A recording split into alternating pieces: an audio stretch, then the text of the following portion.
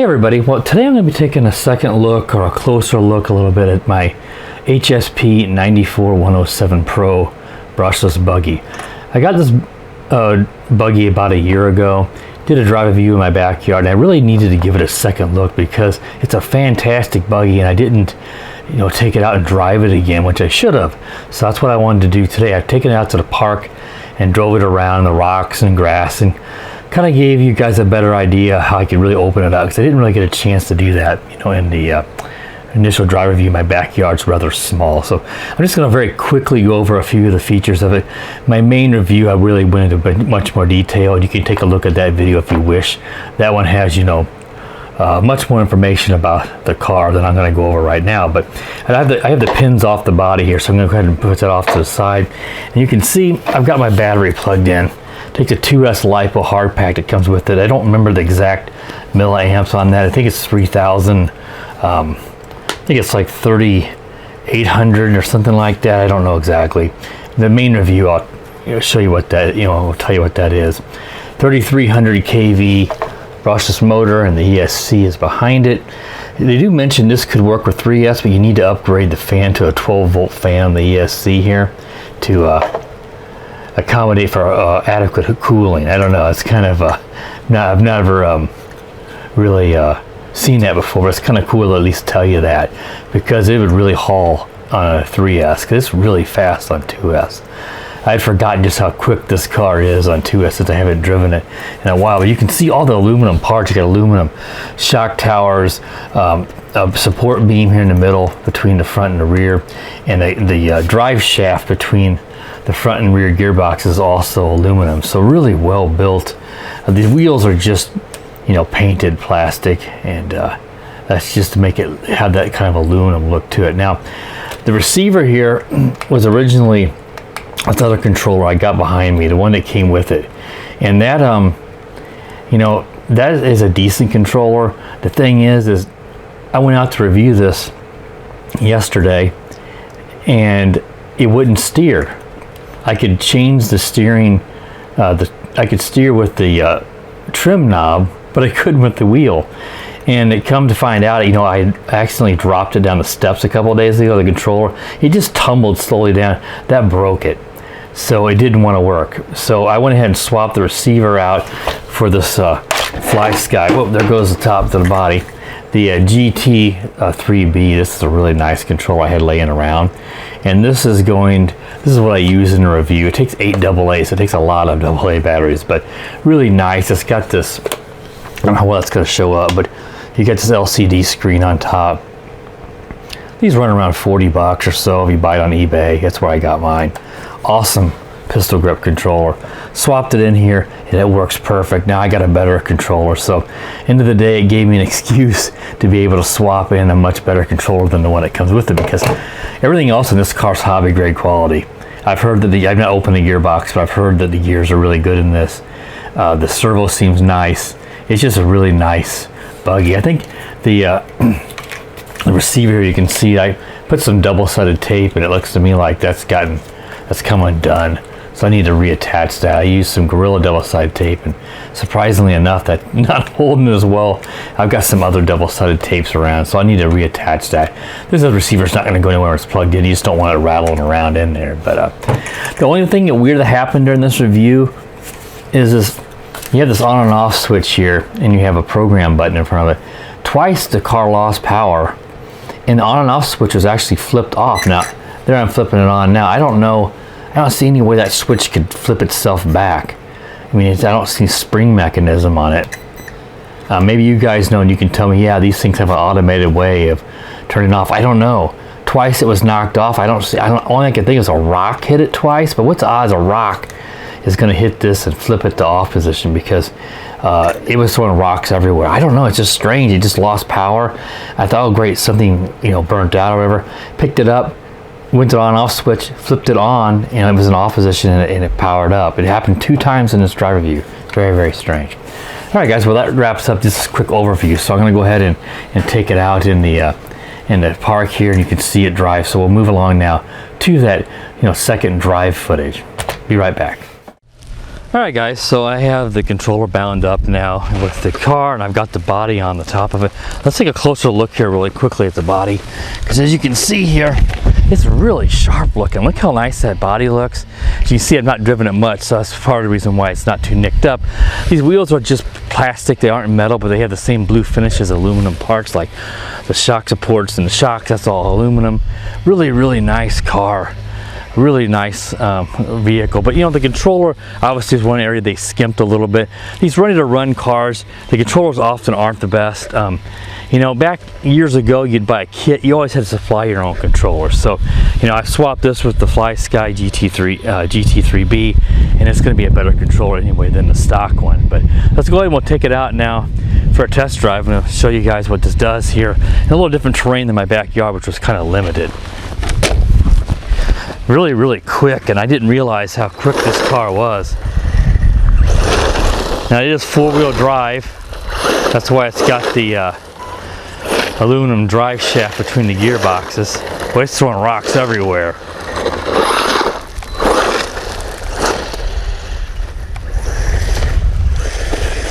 Really, really nice buggy.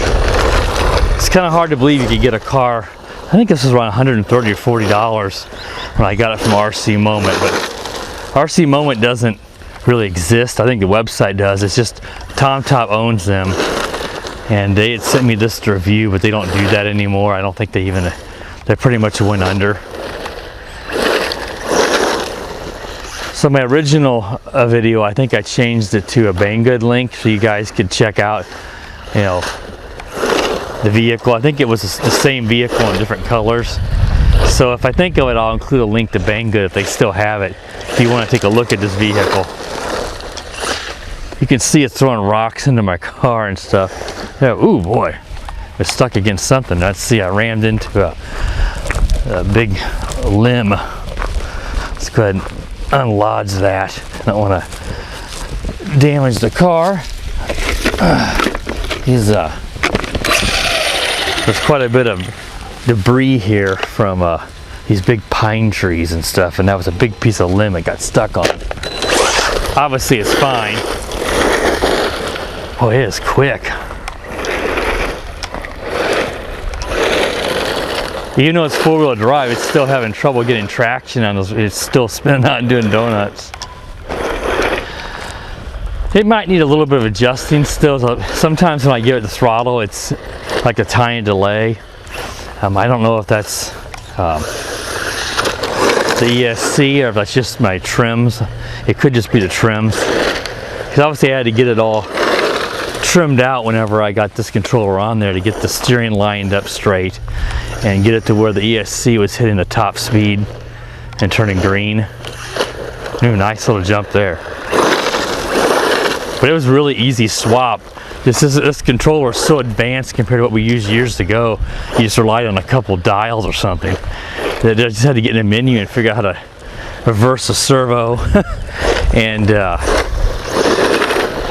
get the trims and stuff. The trims is pretty easy, but I mean, that's just a matter of pushing buttons still. You can do it in the menu too.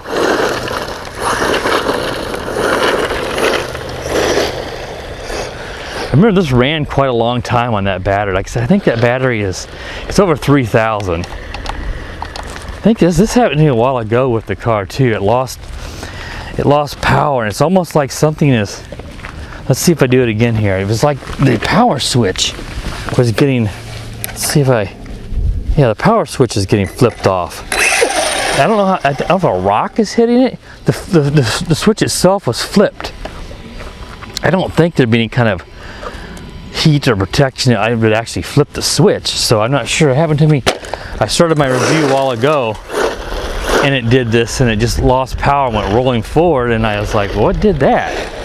I'm not exactly sure what is causing the on and off switch to flip. I've never seen any kind of car that could do that on its own.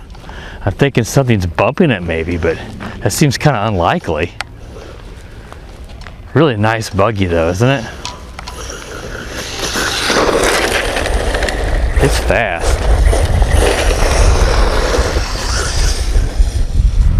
I think this thing easily probably does 30. Really nicely built. It's really peeling out in the rocks.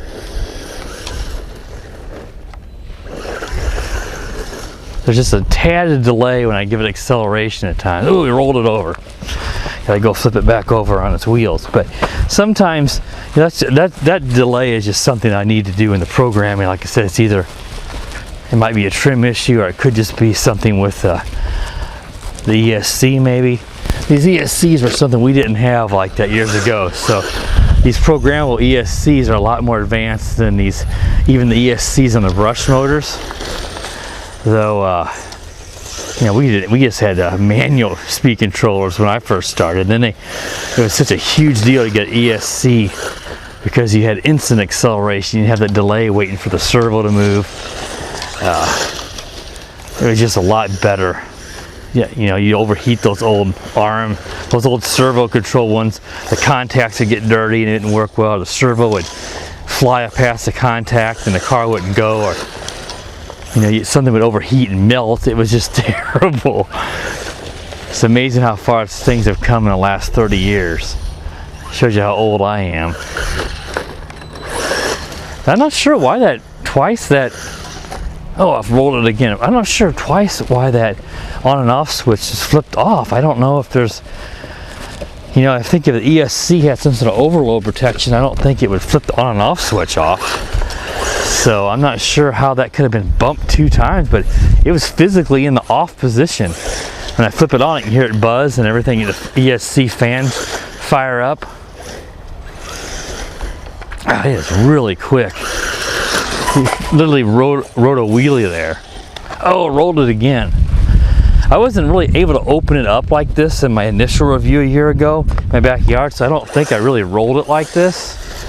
And that's because, oh, I did it again. Don't usually roll something this much. It's really gripping, these tires are really gripping the grass, and it's turning really sharp. Might need to adjust the steering limiter, you know, so that it doesn't steer quite as much. That would make the turn radius a little bit smaller, but at the same time, you know, you want a good turn radius, but it is kind of rolling over. It's pretty low to the ground. I think it's just a symptom of a buggy this quick. 'Cause I don't really think it's a design flaw, but it doesn't, you know, all these buggies and cars are going to flip over on you. It doesn't bother me. Obviously, if you're competitive and you're on a racetrack, you don't want that to happen. Well, if you're doing that, you're going to have a, you know, a $500 buggy. Now, if I took this thing years ago, you know, they used to have some races locally. This would blow away anything else. There wouldn't even come close. Of course, they were brushed buggies, but even if they were, you know, it's just amazing how much you get now. Hobby grade quality for, you know, less than a kit cost years ago, and the kit was just a car. And you didn't get aluminum stuff like this. You may have got some aluminum. I mean, I should take that back. I mean, it's Team Associated. It was an SC10. I think it used aluminum. And that was actually, I should take that back, because a lot of the stuff originally was aluminum. Then they went to the fiberglass and stuff because it was really lightweight as well and strong. But I'm a big fan of aluminum. All right, guys. Well, I think that should show you guys enough what this buggy can do now, because I was able to really open it up out here and show you how the speed of it and what, you know, how it performs, because my backyard review really wasn't a real fair review, and I should have done a follow-up video for this car much sooner than that.